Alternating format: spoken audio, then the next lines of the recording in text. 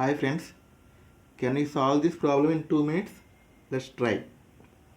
Let y equals to given expression square root of x plus square root of x plus up to infinity is equals to 3. From here on it is also an infinite expression like y. So equation becomes y equals to square root of x plus y. So here also y equals to 3.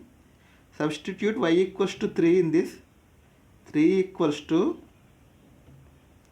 square root of x plus 3.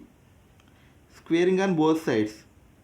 3 square is equals to square root of x plus 3 whole square. Square and root are cancelled. 9 equals to x plus 3. So x equals to 9 minus 3 which equals to 6.